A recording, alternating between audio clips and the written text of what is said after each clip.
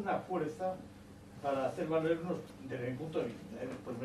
No, pero, a ver, Sí, no, entonces, pero- el problema de Alemania cuando pierde la guerra es que Alemania, muchos cerebros y muchos fascistas se van a Sudamérica, a América, a España y a otros países. Y desde ahí hacen fuerza para que se le perdone a Alemania. Es decir, bueno, espera, acabo. Entonces, hay después otro problema, que este discurso que estamos dando es un discurso que puede ser convincente para nosotros, pero es muy intelectual. Al pueblo, no, a la gente no vamos a pueblo, parece que es. A la gente de la calle, con este discurso no la llegas al corazón y no se lo llega a interiorizar. Yo creo que para la calle hay que dar un discurso más sencillo, más creíble y decir que claro, que hay una cosa que si a ti te pegan y tú no lo devuelves, te vuelven a pegar. Eso es lo que empezaron a ver la teoría de los sindicatos. Si yo doy, si me van a pedir 10, doy 5 y así me van a dejar tranquilo. No, pues por capital le das 5, los coges, te dice gracias y te va por los otros 5. Es decir, que hay que dar una poca sensación de que te puedes defender. Y es que la sensación actualmente en España es de que no queremos o no podemos defender. Y entonces no tenemos solución como si lo. Sí. Bueno, con respecto a lo que tú dices, es que precisamente este capítulo del que salgo las experiencias acaba con una parte que, bueno, pues no he metido, pero que responde muy bien a lo que tú decías y explica casos en los cuales un país aparentemente pequeñito sin poder de negociación ha conseguido cambiar las tornas y empoderarse y tener una posición de poder frente a los acreedores declarando el no pago de la deuda. En este caso es la gran diferencia. La gran diferencia es que el poderoso en este caso, fijaros, todos los casos que ha descrito de manera bastante clara, resumida por la lógica premura de tiempo Guiomar, son bromas comparado con la capacidad de hacer daño que tiene un acreedor como un deudor como España. Estamos hablando de que el banco malo sueco, o sea, es la 50ª parte del agujero patrimonial de la banca española, ¿verdad? Estamos hablando de que los suecos, puestos a endeudarse, son una mierda comparado con los del sur. Los del sur sí que nos vamos a endeudar y lo hemos hecho, ¿verdad? Y ahora, esto lo estoy diciendo en broma, en serio, por una cosa. A ver, hablamos de países, pero no, son agentes económicos. No es deuda de Alemania con España o de España con Alemania. Es deuda de instituciones muy concretas que tienen intereses en un sitio o en otro, ¿vale? Y es como cuando la gente, hay personas, no sé, que llevan lo del forofismo del fútbol hasta la máxima, no sé, hasta la máxima expresión ahí con sus banderas y tal, que estás sacando una bandera de una sociedad anónima, o sea, que es un poco absurdo. Pues lo mismo, en este caso no es la deuda de España, ¿vale? Hay una parte que es deuda pública, con la parte de ilegitimidad de la que ha descrito Guiomar, pero es que la deuda privada no es de España. La deuda privada es de una empresa que ha apostado en una determinada línea y a lo mejor ha perdido, y con las reglas del capitalismo funciona la legislación. En Estados Unidos el artículo 11 de la ley de quiebras, en España la ley de concurso de acreedores. ¿Y qué hace? Esto funciona. Pero esto que está describiendo de otras experiencias, Guiomar, no funciona porque a nivel soberano no está institucionalizado. Y es una demanda que las diferentes campañas contra el sobreendeudamiento han pedido. Esto hay que arreglarlo de manera internacional, este tipo de situaciones, para que cuando los países tengan esta situación, los países, las finanzas públicas de los países, en vez de que no existan normas, que existan normas, y normas que protejan los derechos y los intereses de unos u otros. Lo que citabas de que las experiencias históricas eran diferentes, daros cuenta que, claro, nosotros estamos viviendo una situación y, claro, como la vivimos muy de cerquita, pues estos 6 años pueden haber parecido muy largos o muy cortos para algunos, pero daros cuenta que es una gota en el océano cuando lo miras con perspectiva histórica. Y estamos en la fase en la que necesitaremos 3 o 4 años para que empiecen a hacerse las primeras quitas, ¿vale? Es posible que antes se haga una experiencia, que es intentar diluir la deuda con inflación, ¿vale? Que eso hasta ahora en Europa no se ha intentado hacer, con lo cual todavía les queda esa bala en la recámara. Esa bala no mejora la situación de las familias, ni de la gente más desfavorecida de las sociedades, pero no es tan mala como la opción que se está planteando ahora mismo. Daos cuenta que todas estas medidas, las quitas que ha indicado Guiomar, las reestructuraciones incluso con modificaciones de tipo de interés. Todo eso son mecanismos del capitalismo, pero no gratuitos. Es para dar oxígeno a la situación que permita un nuevo escenario de crecimiento. O sea, no estamos hablando del idilio, ni muchísimo menos. Eso no es el idilio. Eso no es el idilio. Aún así, es más inteligente incluso para recuperar el proceso de crecimiento capitalista que hacer lo que se está haciendo. Porque hacer lo que se está haciendo, lo único que está trayendo es sufrimiento a los más desfavorecidos y además acabarás haciendo lo mismo para volver a recuperar el crecimiento del capitalismo. Tú tienes una deuda insostenible y tú le puedes dar todas las vueltas que quieras a la deuda, pero al final tendrás que hacer quitas. Si por el camino lo que haces es bajar el gasto sanitario, la educación, pues eso, pues al final lo que harás es lo mismo, es afrontar la necesaria quita de la deuda con la sociedad mucho más deteriorada.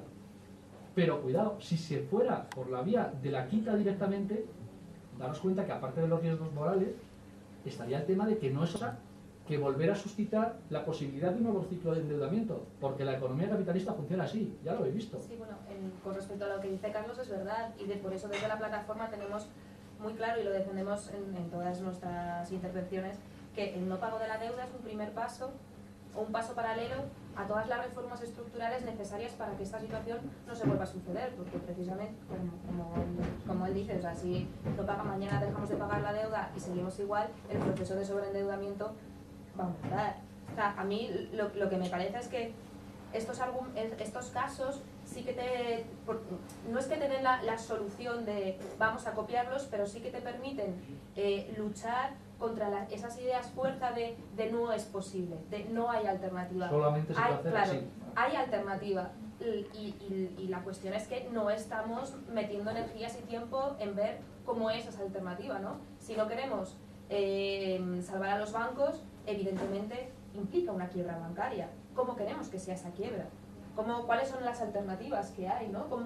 ¿A quién queremos que perjudique esa quiebra? ¿Quién queremos? O sea, es esa parte de las alternativas en las que a lo mejor también incluso desde los movimientos sociales tenemos que empezar a meter caña y empezar a definir, porque luego cuando te pones a hablar con un público que no es de nuestra cuerda, se mezcla todo. El hecho de que tengas una alternativa viable también influye en que acepten tu argumento de deuda ilegítima o no.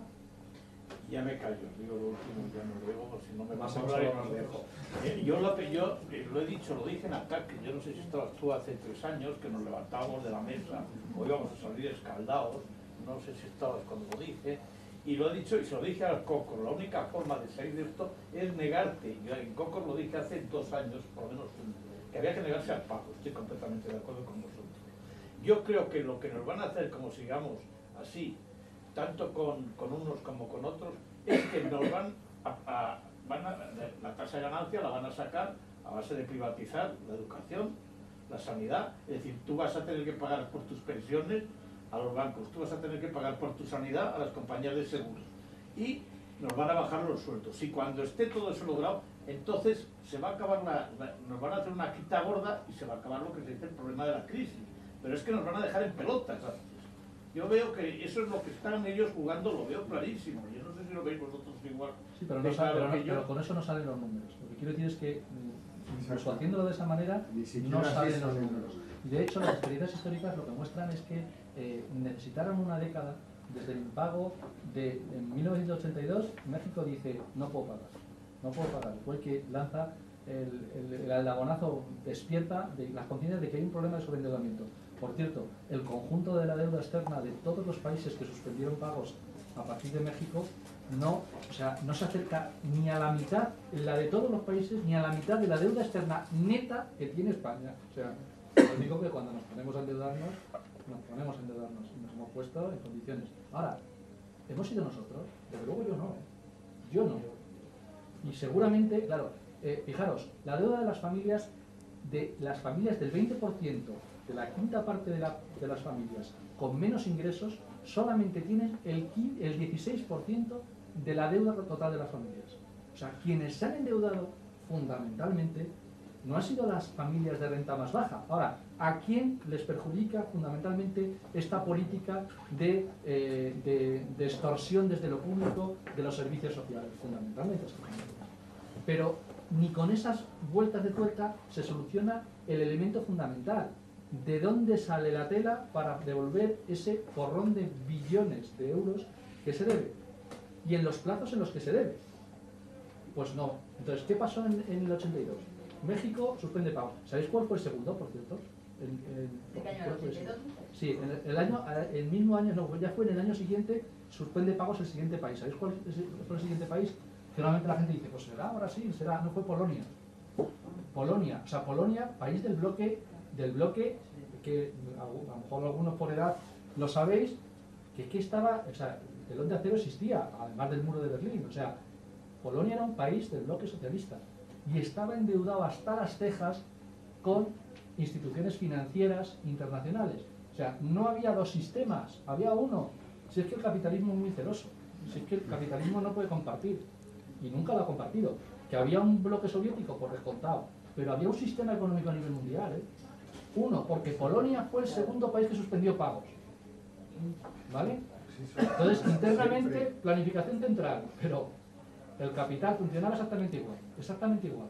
Bueno, pues todos esos países, a una década necesitaron para darse cuenta, no ellos, sino los acreedores, de que era un problema de solvencia y no de liquidez. O sea, solvencia es que no puedo pagar y no voy a poder pagar. No estamos hablando de imposibilidad momentánea.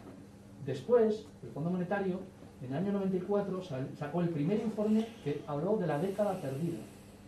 O sea, ellos mismos abjuraron de las políticas que habían implantado. Y os aseguro, y los tengo algunos si tienen curiosidad en el pendrive, que no sé dónde he metido, los mismos programas de ajuste estructural, corta y pega, lo mismo, con variaciones, quiero decir, pero es lo mismo, que se demostró y que reconocieron que lo que hacía era bloquear el crecimiento. Pues es normal, o sea, si en el momento en que la iniciativa privada lo que está haciendo es desendeudarse, la recesión de balances, que dijo la Borja. O sea, todo el mundo a intentar vender para deshacerse de la deuda, porque la deuda ya como todo el mundo intenta vender, ¿qué pasa con los precios de lo que intentas vender? Caen los precios, es lo que tiene el sistema capitalista. Salvo que pongas una barrera, por ejemplo el Banco Malo. El Banco Malo lo que está haciendo en este país es impedir que los precios bajen de verdad al precio. ¿Por qué? Porque solamente han pasado las viviendas al Banco Malo 4 entidades nacionalizadas. El resto de las entidades las siguen teniendo en su balance, sin reconocer las pérdidas. Están quebrados todos, pero no lo reconocen. Entonces, daros cuenta del elemento distorsionante que hace para el mercado libre. Si el mercado capitalista lo arregla todo de esta manera, claro, lo arregla todo de esta manera. Oye, los pisos hubieran quedado, pues compraría uno un piso menos en el barrio de Salamanca, en cualquier lado de Madrid, por 100.000 euros, y terminaría habiendo demanda solvente para eso. El problema es que por el camino se arruinan y no lo quieren reconocer. Y ante toda esta situación, mientras se trata de ganar tiempo. ¿Y ganar tiempo a costa de qué? A costa de un sufrimiento absolutamente estéril. Por eso, además de decir que no se debe pagar por la ilegitimidad, también la gente tiene que entender que es que no se puede pagar. No, porque que es muy conveniente no pagarla. Bueno, por supuesto, pero además que no es nuestra, es muy claro, pero el tema de la posibilidad, porque el riesgo moral ese que citaba Guido, de cuando se indica eso, que las deudas hay que pagarlas, tenemos esa conciencia cuasi religiosa metida en la cabeza, de alguna manera como que parece que si se impaga una deuda al día siguiente, pues eso va a ser, no sé, la gente desnuda por la calle. Culpable eternamente, ¿no? Deuda culpa. Claro, pero el elemento, lo que está demostrado históricamente es que eso no ocurre, y sobre todo que la alternativa, cuando no es adecuada incluso para el sistema capitalista, lo que termina al final deviniendo es en que al final se termina haciendo, porque si no, no se genera la capacidad de volver a hacer las mismas tonterías. O sea, lo ideal para los constructores españoles, que se demolieran no sé cuántas casas, 2 millones de casas, y las autopistas que se han hecho, y que se volvieran a construir. Claro, nos enfrentamos a otros problemas, ¿no? que nos harían negarnos a eso. Si, como decía Guiomar, si hacemos el no pago de la deuda y además lo acompañamos de la destrucción de todo eso, y defendemos aquí además en Ecologistas en Acción que vamos a construir otras 10.000 millones de autovías y otras 800.000, eso ya del género bobo. Pero eso sería, incluso habría que pensar si algunos de estos liberales o economistas austríacos empezarán a defender pronto las quitas de deuda, y nos podemos encontrar en la misma mesa a lo mejor a un austríaco de estos, del barrio Salamanca, pero que ellos dicen que son economistas austríacos, que defenderán las quitas de deuda, porque es la manera de depurar el sistema. El problema son los plazos y sobre todo en quién recae la carga del ajuste. Imaginaros que en esos 2.200.000 millones de euros que yo decía de posible reducción de deuda para hacerla sostenible, va a ser, imaginaros que se diera la posibilidad teórica política de que se produjera esa quita. Bueno, iba a haber tortas por ver quién no paga. O sea, es la típica huida. ¿Quién terminaría pagando todo? Las familias, lógicamente, que son las que no se sientan en los consejos de ministros, ¿vale? Las empresas importantes no.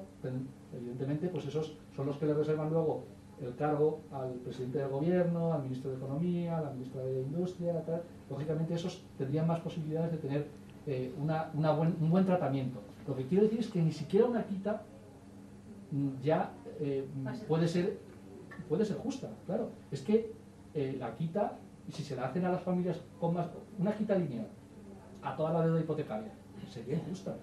Sería injusta porque estaríamos haciendo una quita a familias con ingresos que se compraron, aunque fuera una primera residencia, pues sale, no quiero decir un sitio, no sabe alguien que viva en el sitio, ¿no? Donde sea. No es esa la situación. O sea, estamos hablando de la carga social, de quién paga la fiesta para que se redistribuya la riqueza de otra manera. Porque si no, yo a otra cosa no juego, ¿vale? Y yo tenía alguna cosa para discutir con Juan, porque con el resto de los autores no discutiría en eso, y eso yo creo que es de Juan, pero concretamente con algunos de los aspectos de los posibles rescates bancarios o las formas de hacerlo que no ha funcionado y que así tal y como están aquí en España no funcionarían por una sencilla razón, porque el agujero es tan enorme que hacerlo de Suecia supondría directamente, o sea, no puedes garantizar los depósitos o en Islandia, no puedes garantizar los depósitos de los nacionales y decir impago a los extranjeros. ¿Por qué? Porque los depósitos extranjeros son 200.000 millones de euros, aunque pueda parecer mucho, es una tontería comparado con el agujero, con lo cual, con eso, Islandia sí podía hacer algo que tampoco demasiado, pero podía hacer algo. Pero España tiene pocos depósitos de ahorradores exteriores. Fundamentalmente, los depósitos son de la gente, pero y no en cantidades grandes. Con lo cual, la quiebra directamente se llevaba por delante también a las familias. Por lo tanto, claro, hay que plantear, y algunas personas que defendemos eso en otra plataforma, pues la nacionalización, porque es la única manera. Ahora, claro, para hacer las cosas de otra forma, no para volver a incurrir en el mismo tipo de costes, ¿no?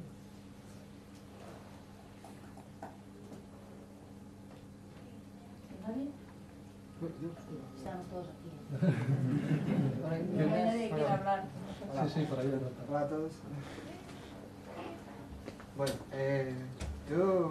yo creo que soy el único aquí que es muy, muy optimista. Creo que las condiciones nunca han sido mejores para poder enfrentarse al sistema de deuda. Y me gustaría hacer una pregunta un poco abierta, porque bueno, en mi área de actuación con la plataforma me gusta intentar buscar los pasos que nos pueden llevar a una reestructuración social económica. Y entonces yo he pensado que bueno, para alterar el sistema de deuda, para neutralizar la herramienta de la deuda como instauradora de políticas neoliberales o como se quiera interpretar el sistema de deuda, pienso que bueno, por un lado lo que dice Carlos, que a lo mejor los mercados empiezan a analizar que haciendo quitas se da un balón de oxígeno a este sistema, o podemos llegar, como es el caso de Islandia, y declarar una acción soberana, o podemos mediante actuaciones políticas de partidos llegar a un acuerdo en la Unión Europea para hacer una moratoria al cumplimiento de los tratados europeos, reduciendo así el ratio de endeudamiento, aunque sea por un plazo. Entonces, ando buscando como cuál sería el paso político viable que no solucione el sistema, ¿no? Pero que avance hacia esa solución del sistema. Yo voy a decir un 1, 2, 3, responda otra vez. El primer paso político que yo creo que sería necesario sería la derogación de la reforma constitucional. Y ahora digo, un 1, 2, 3, responda otra vez, para ver si sale un brainstorming de pequeños pasos que hoy por hoy puedan ser relativamente viables. Porque cambiar el sistema capitalista así tampoco va a ser, ¿no? Quizás yo soy un poco eso, soy un... No, pero Javi, un realpolitik. el libro da respuestas a eso, ¿vale? Que no me lo he leído todavía. Pero que el libro da respuestas en ese sentido, entonces yo me atrevo a dar alguna de las leídas en el libro, pero que manifiesto personalmente mi absoluta insuficiencia por lo que ahora explicaré. Por ejemplo, monetización de la deuda por parte del Banco Central Europeo. O sea, que vulgarmente, que el Banco Central Europeo haga billetitos, que lo puede hacer, los demás no podemos, pero él puede hacerlo, y compre deuda. Lo que está haciendo la Reserva Federal Americana, ¿vale? O lo que va a hacer, lo que está haciendo ya el Banco Japonés, el Banco Central, que no me acuerdo, Nikkei, no sé qué, japonés, el Banco Central de Japón. Eso puede aliviar determinados parámetros de deuda, lógicamente. O sea, el Estado se financiará mejor. ¿Por qué? Porque el que compre deuda pública sabrá que si la quiere vender, hoy por ejemplo han colocado deuda a 31 años, un bono a 31 años, el Estado español, que ha tenido buenísima demanda. Y digo, bueno, pues no sé, Para nuestros hijos. debe estar un poco chinado para... Bueno, no, perdón, he utilizado un término que no es adecuado para esta mesa. Los grandes capitales. No, Claro, claro, dentro de 31 años, bueno, debe ser que, no sé, pero vamos, yo no sé, me veo yo muy viejo para comprar algo a 31 años, pero bueno. La tortilla vuelve a meterse. Pero ¿sabéis por qué lo pueden colocar? Lo pueden colocar porque ya existe un aviso, que lo dijo Draghi, el señor este, hace un año y medio, que dijo que haría lo que fuera necesario, y dijo, y créanme, será suficiente, como en las mejores películas. ¿Para qué? Claro, ¿qué es lo que está diciendo? Lo que está diciendo es, yo no he empezado a monetizar deuda. Ahora, si lo tengo que hacer, yo aquí tengo impresoras para sacar euros a mansalva.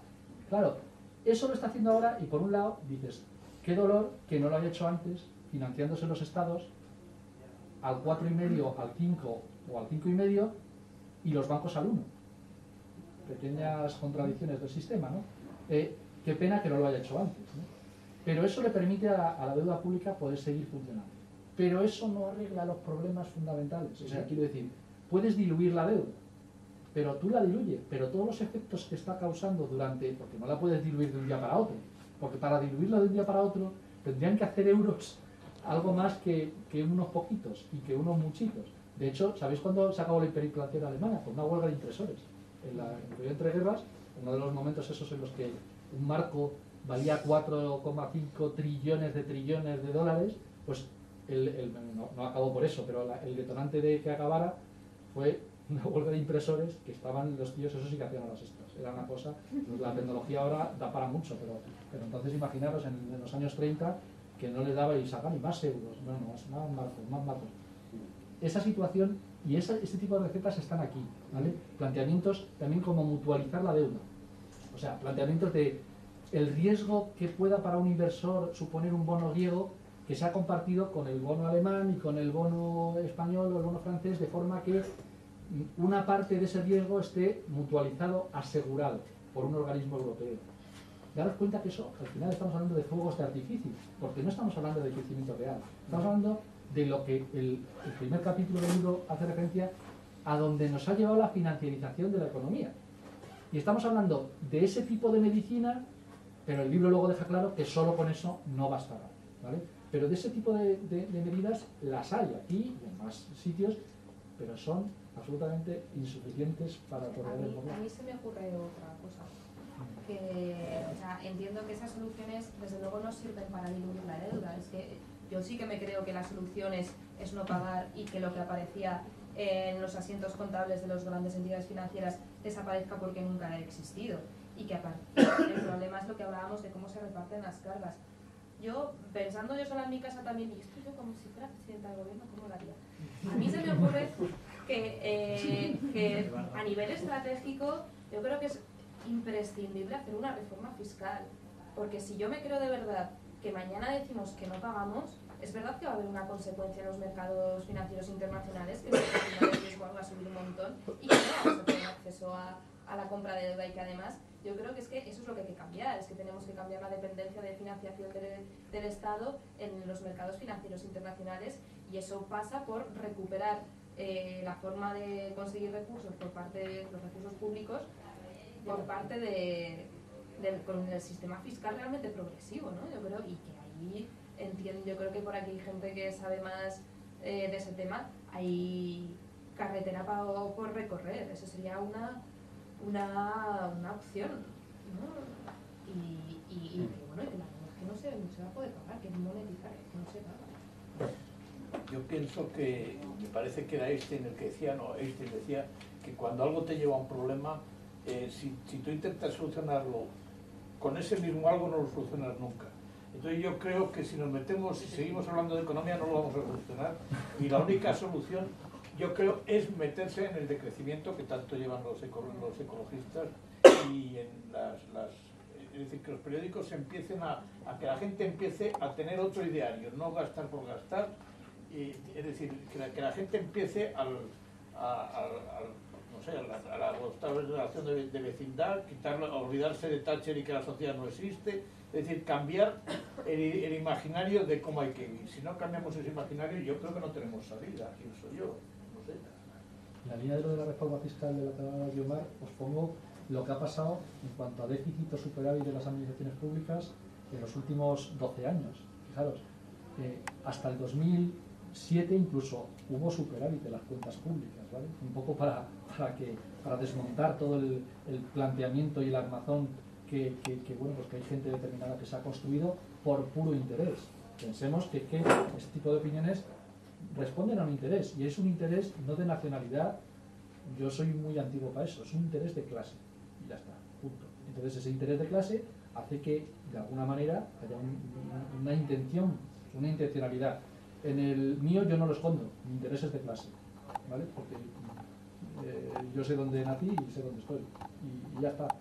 Pero fíjate lo que pasó en cuanto a las administraciones públicas, es que estamos generando desde el año 2009 para acá déficits superiores a los 100.000 millones de euros. Claro, hay una forma de ocultarlo y es contar, pero los rescates no cuentan bancarios, los rescates bancarios no cuentan. O las acciones de infraestructuras en los países, o les está diciendo las acciones para intentar disminuir el paro, inversiones que no computen como deuda pública. Y yo digo, vale, pero que no computan, ¿qué quiere decir? Que no suman. No, sumar sí suman, pero a la hora de enseñarlo no computan. Yo digo, pues entonces si no suman, vale, me apunto. Pero si no, si estamos hablando de un engañabobos. O sea, claro, por eso la deuda ha crecido donde ha crecido, porque nos estamos tragando todo esto y encima dice que está fenomenal.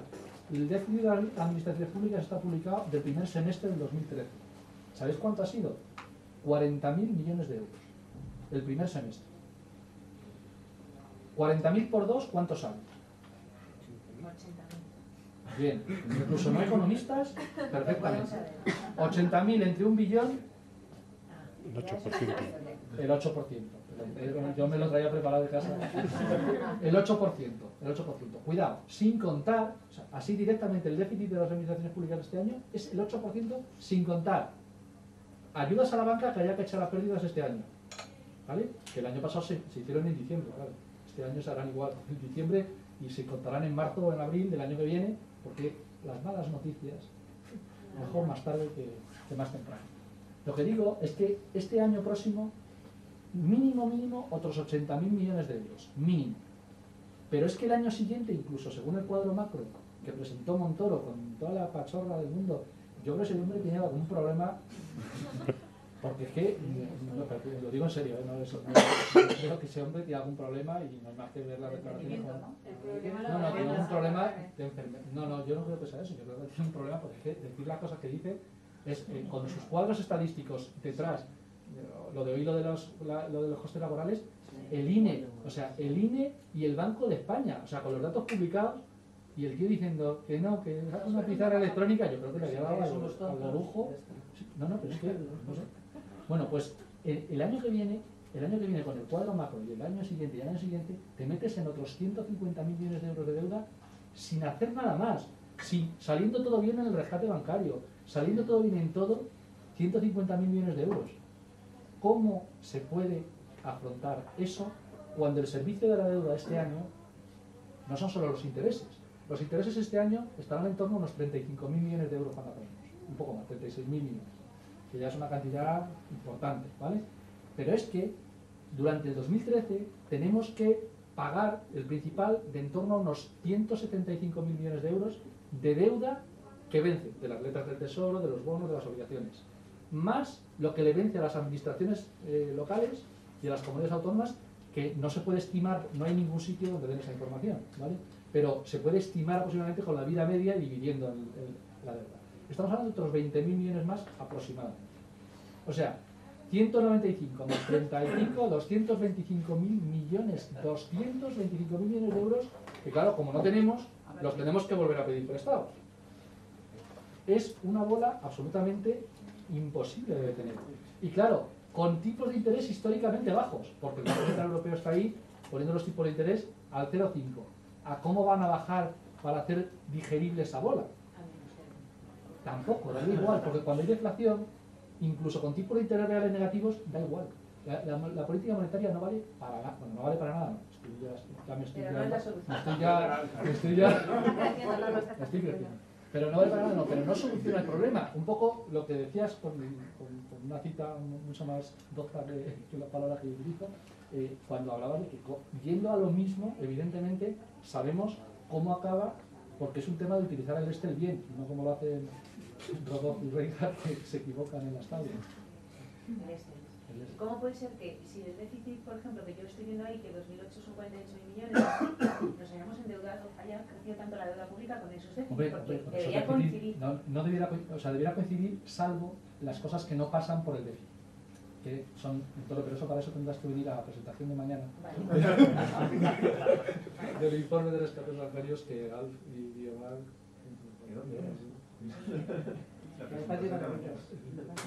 Muy bien. Yo no sé quién. Sí, estamos siguiendo. Bueno, vamos a ver. Nosotros le decimos a Europa, no vamos a pagar. Bueno, ese gobierno no, claro. Las próximas. No vamos a pagar. Pero no va a ser suficiente, porque con las condiciones que están de libertad de movimientos de capitales y de mercancías, pues otra vez España, la situación en la que está, de que no tiene tejido productivo, etcétera, etcétera, nos volvemos a meter en otro lío. Entonces, está claro que si nosotros nos ponemos a ponerles controles a los movimientos de capitales, o nos ponemos a meter controles a los movimientos de mercancías, como han estado haciendo los países de Latinoamérica, no pintamos nada en Europa.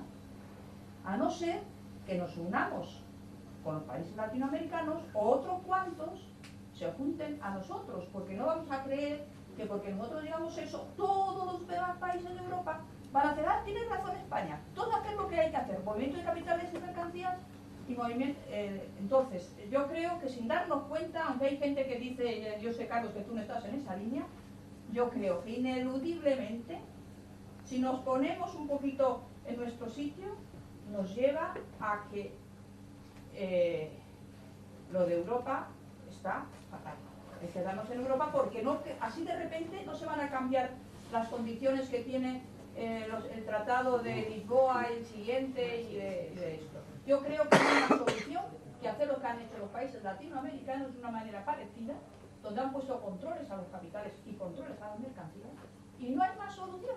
Ahora, que todos los países los convencemos y nos volvemos europeos buenos, pues estupendo. Pero así de repente, no lo veo. A mí me da la sensación que realmente el impacto más directo que afecta sobre el empleo en España no es el miedo a una posible fuga de capitales, sino la política de crédito. O sea, que no hay crédito. Porque realmente en España el tejido productivo es la pequeña y mediana empresa, que no corresponde a una inversión extranjera directa, y que lo que nos está ahogando es que no hay crédito. O sea, que me parece que la solución, después de la política fiscal progresiva, sería una banca pública que realmente hiciera la función que le da a la sociedad, ¿no? que le legitima con la sociedad para existir. ¿Y por dónde genera el crecimiento? Porque si eso ocurriera, pero no es que yo evidentemente considero que la moneda no es el problema, ni el euro es el problema, ni la monetaria, ni la... Porque los países latinoamericanos están insertos en la misma realidad que tenemos ahora nosotros. Brasil está a punto de pegar un petardazo, pero impresionante, ¿eh? Impresionante. Esperarán a que pase TEA y es mundial y olimpiadas y tal. Pero el tema de la deuda de Brasil da más miedito casi que la de España, ¿eh? ¿Vale? Está en la misma circunstancia, claro. Pues eso no nos ponemos de acuerdo nunca, Aurora, porque luego tú no quieres escucharme.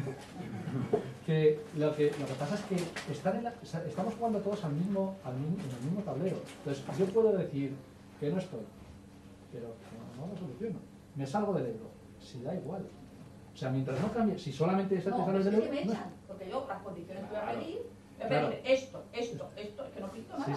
Sí, pero que el problema no es, pero lo que te quiero decir es que el problema no es la moneda, sino el funcionamiento de la economía, cómo está funcionando.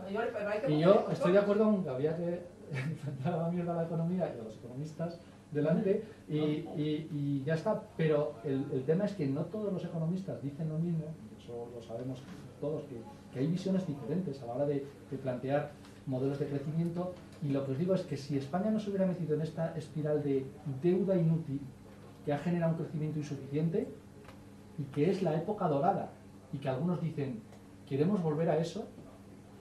¿Qué hubiera pasado con la población en edad de trabajar durante estos años que han estado trabajando en la burbuja, la inmobiliaria y las otras? ¿Qué hubiera pasado? Pues tendríamos que habernos enfrentado a la realidad, es decir, oye, que hay un problema de crecimiento, que así no lo podemos hacer, que si lo hacemos de esta manera además nos cargamos el hábitat que tenemos, que es algo importante. Bueno, pues ese tipo de cosas. Esas preguntas, o sea, utilizar la moneda otra vez, cualquier otro tipo de área monetaria óptima con los países latinoamericanos, imagínate, Aurora, lo que haría sería que una vez más no nos hiciéramos las preguntas verdaderamente importantes. De verdad, ¿qué es crecer? De verdad, si hay que crecer, si lo que hay que hacer es distribuir o repartir, que por ejemplo sería una cosa bastante fundamental, y que tenemos aquí toda esta serie de medios, y estamos aquí utilizando todo tipo de recursos, como media yo me he gastado mi huella ecológica de hoy, y no he montado en avión, ha sido la hostia, y el transporte público del mundo. ¿Vale? Bueno, pues, pero es que es así. Entonces, ¿qué ocurre? Que hay que distribuir. Seguramente los planteamientos son muy diferentes, claro. Pero también, pero lo que digo es que si te planteas, ¿qué ha hecho el ALCA? Intentan hacer que no lo ha solucionado, que no lo puede solucionar. No puedes eso que nada.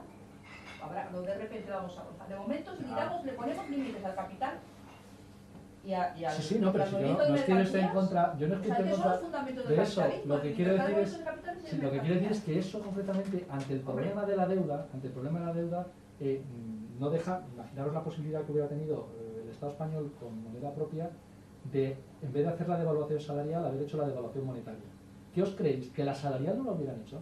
Si es que la salarial, en los gobiernos de Felipe González, en el 92, 93, es que la salarial también la hizo. Hicieron la monetaria y la salarial. Entonces ahora se dice, es que si tuviéramos moneda, recuperemos la soberanía monetaria. Un compañero, Jordi Escuela, que conocéis muchos, y yo, que escribimos sobre el tema ese, le decíamos a una persona de Izquierda Unida que defendía la soberanía monetaria, y digo, ¿tú cuándo tuviste la soberanía monetaria? Es que tú cuando Mariano Rubio controlabas el Banco de España. O sea, que los obreros en España controlaban el Banco de España y decidían la política monetaria. En el año 92 y 93 mandaban los mismos que mandan ahora. Exactamente lo mismo. Lo que quiero decir es que o hablamos de las reglas del juego completas o solamente el decir, bueno, pues ahora soberanía monetaria y control de capitales. Y dice, bueno, control de capitales, según y qué, porque con control de... abajo el capitalismo, no, pero control de capitales, Aurora, por ejemplo, control de capitales se puede hacer, control de capitales había con el franquismo. Controlabas tú los movimientos financieros. Te los controlaban los mismos. Los Perro II se hizo millonario con eso. El sistema capitalista se basa en eso. Yo solo he leído, que no tengo tantos años. Pero no es solo eso. Pero no es solo eso. Ya lo sé que no es solo eso, pero es que si fuera eso, ahora mismo hemos abolido el capitalismo, porque las reglas del libre mercado no se están produciendo. En el Estado español tenemos intervenido el precio de la electricidad, subvencionando las eléctricas con un pastonazo, que es deuda pública también. Esa no aparece en los datos que os hemos dado. La deuda pública del FADE, el Fondo de Adquisición de Activos Eléctricos, eso es avalada por el Estado. Entonces lo que está avalado no aparece, no computa. Aparece como nota a memoria. O sea, entonces, cuidado, estamos hablando de casi 30.000 millones de euros. 30.000 millones de euros. Tampoco aparece los avales al fondo de rescate para los otros países, a Grecia, a Portugal, a Irlanda. son otros 30.000 millones de euros. O sea, seguir sumando, seguir sumando. No aparecen las emisiones avaladas a los bancos, otros 60.000 millones más. Eso todo es deuda indirecta. Que le digan a las familias españolas si un aval puede llegar a ser un problema. Es que hay mucha gente en la calle por un aval. Es que yo, Carlos, no te voy a decir que los economistas sois inteligentísimos. Yo creo que el problema es que el número uno en las políticas actuales es la economía hay que quitarse el economicismo, es decir, tiene que la política sea superior a la economía, que sea la política la que dé las directrices. Y actualmente yo creo que es al revés. Yo creo que actualmente las grandes multinacionales económicas y tal son las que nos mandan y las que no. La economía no debe ser más que una herramienta, y en este caso empezamos hablando de la herramienta de la economía, pero aquí estamos hablando, lo importante del mensaje que la plataforma lanza esta semana es la ilegitimidad y la necesidad de no afrontar el pago de esas deudas, y eso es una decisión política. Y fundamentalmente esa decisión política, lo que nadie puede decir es que es irrealizable desde el punto de vista técnico, o que supone cosas que no supone, porque sería tanto como decir, que entonces en el capitalismo no se pueden abolir las deudas, entonces la ley de concursos de acreedores, porque es que está habiendo muchas empresas ahora que se está yendo a la ruina y no pagan. Parte, como os decía, de la reducción de deuda de las empresas privadas es debido a eso. Eso sí que funciona. Por lo cual, esa norma no existe. Sin embargo, se plantea como, eso sí que es sagrado. Se plantea como sagrado, como un elemento sacrosanto en el sistema, cuando no lo es, porque es una válvula de escape del propio sistema. Entonces, de alguna manera, ese tipo de situaciones, hay que dejar claro que lo importante es la política. Y en todo este tipo de campañas y actuaciones, lo importante es la política. Ahora, hay que dar las herramientas técnicas, sobre todo para decir, oye, no digas que esto no se puede hacer. O no digas que si haces esto, claro, lo haces esto, pero por un interés. Si yo, no creo que haya que discutir la ideología de nadie, bueno, hay que discutir con la persona, pero me refiero a que lo importante es que cada uno saque las cartas. Diga, oye, mire, no, es que si, imaginaos que yo os hubiera dicho, no, mira, es que esto técnicamente solamente se puede hacer de esta manera y tal. Yo lo que he dicho es que esos volúmenes de deuda, con la riqueza generada, no se pueden pagar. Eso es una cosa tan clara como si dices, oye, gano 1.000 de sueldo y tengo que pagar 2.000. Tan claro como eso. Y de hecho, los ejemplos claros de que se está dando la patada para adelante lo dicen las gráficas de cómo vamos, de cómo no estamos reduciendo la deuda. Nada más. Técnicamente, lo demás es accesorio. Lo que importa es el discurso político. Con lo cual, o somos aliados de los políticos, o a lo mejor no lo somos, pero porque lo que pretendemos es, pues, dar una determinada dirección a la hora de quién paga la fiesta. Porque a lo mejor a mí me interesa que la paguen los rubios en vez de los morenos, o los de una clase en vez de los de otra.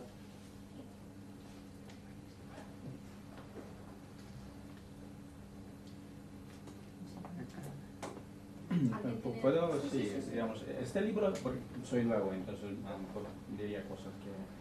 ¿Este libro exactamente a qué público va dirigido?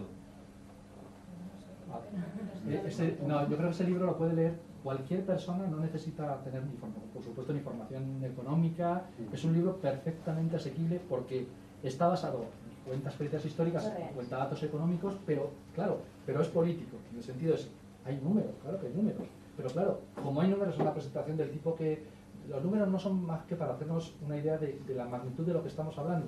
Ni es necesario que la gente, evidentemente, se aprenda los números o se lo sepa, pero sí que tenga conciencia de lo que ha ocurrido pues, con estos fenómenos. Y yo creo que el libro es una cosa que ya digo que es denso, en el sentido de que, bueno, pero es de metro, de lo que se puede leer en el metro perfectamente. Y que, claro, que vienen numeritos, pero vienen numeritos que te hacen una idea de cómo se ha construido una tramoya, un escenario teatral para contarnos una película. Y lo peor es que gran parte de la opinión pública se la ha creído. Una cosa, digamos, que es el sistema de reserva fraccional, creo que se llama. No sé, eso aquí todos lo tienen claro qué es, no sé, es que simplemente, digamos... Yo creo que... Yo no sé si lo explica ahí o no. No, ahí no hace referencia a eso porque no entra en el tema del sector bancario, cita solamente algunas experiencias como las que ha citado Guiomar y cita algunos detalles del rescate bancario en cuanto a su puesto, en cuanto a importe, pero no cuenta, o sea, no entra a las raíces, diríamos, del problema que ha supuesto la creación de dinero. la zona euro, que en gran medida es eso. O sea, esa explosión del crédito en cierta medida se ha producido porque quien ha creado dinero han sido los bancos. O sea, no han tenido que ir a los Banco Europeo y decir, creadme euros. Sí, ya los hago yo, sí los puedo hacer. Y la forma es la que describes. O sea, una persona llega con sus 100 euros, lo saben todos, ¿no? ¿Sabéis cómo funciona? Todos Alguien llega con 100 euros y los deja en el Banco Santander. Y al día siguiente, ese señor tiene sus 100 euros. Pero Santander no se queda esos 100 euros. Presta inmediatamente 98 a Guiomar. Entonces, yo sigo teniendo mis 100 euros y Guiomar tiene sus 98. Milagrosamente, pues eso es así. Pero cuidado, no se queda en eso. Eso se multiplica. ¿Hasta cuánto? Hasta el porcentaje de obligación mínima de capital que tienen que tener las entidades. Y en este momento, todavía hoy, es del 2,5%. Pero no sobre todos los activos, sobre los activos que los propios bancos consideran que tienen riesgo. A ver, un docente que hay aquí en la sala, por ejemplo. Imagínate que quien haga las preguntas del examen sea el propio que se va a examinar. Que habría alguno que suspendería, pues que todo hay en esta vida. Podría haber alguno que suspendería, pero ¿cómo van a suspender si yo tengo que decir qué capital, o sea, de mis préstamos, en qué porcentaje consumen riesgo o no? Pues claro, lógicamente todos están yendo por la vía de, en el periodo que les deja hasta la próxima regulación en Basilea III, de reducir los activos ponderados por riesgo. ¿Qué quiere decir? ¿Que tienen menos préstamos? No, que ellos dicen que tienen menos riesgo. Aprueban todos. Próximos test de estrés, aprobados todos. En la ruina, todo el sistema bancario europeo. Entre otras cosas, porque tienen muchos créditos que no vamos a pagar. Porque no queremos y porque no podemos. ¿No has contentado? Sí, la reserva fraccionaria yo creo que... No, yo lo digo porque es que tampoco no sé exactamente... Sí, pero lo que supone es que se multiplica el dinero de esa manera. Es que no sé claro, si... entonces, ¿cuál es el riesgo de que se produzca esa explosión de que Guiomar tiene sus 98, yo tengo mis 100, pero billetes, solamente había 100, pero ese proceso se multiplica y llega a que con solo 100 euros hay 5.000 en circulación. ¿Qué ocurre? Eso supone y funciona mientras no se quiebre la cadena, o sea, mientras no haya varios que vayan a buscar sus 100 euros, que es la situación de la crisis. La situación de la crisis es que hay gente que dice, tengo que vender, tengo que realizar mis activos, tengo que deshacer las posiciones que he tomado previamente. Y entonces el sistema quiebra, porque no, es imposible, es como mantener pues, en equilibrio, pues eso, esto no se puede mantener en equilibrio, pues el sistema, pues, le quito el dedo y es que se cae. El sistema de reserva fraccionaria es mucho menos estable que esto. Esto, a lo mejor hay alguno que es capaz, una milésima de segundo, de mantenerlo en equilibrio. No sé, creo que técnicamente es posible. Habría que mirarlo. Pero con el agujero incluso, tú te pones y al final lo haces. Un segundo. Pero escuchad, es que el sistema de reserva fraccionaria es mucho más inestable que esto. Y sin embargo, basamos todas las magnitudes, todo el crecimiento, todo en eso. Hay que ser... Pero en realidad no es 50, porque en la práctica es 50. Vas a mi favor. Porque metes cosas que en vez de ser capital es un capital un poquito diluido. ¿Vale? Cosas que no son exactamente capital. El capital al final, uno piensa, capital es lo que puedo perder. He metido dinero, pero claro, cuando incluyes otro tipo de instrumentos, por ejemplo las preferentes no eran capital, pero eran similar a como si fueran capital y computaban estos efectos. Cuando les dejaron de interesar porque dejaron de computar, pues explotó la historia. La gente dijo, mi dinero. Y dice, tu dinero. Si tu dinero, ¿dónde estará? ¿Dónde andará?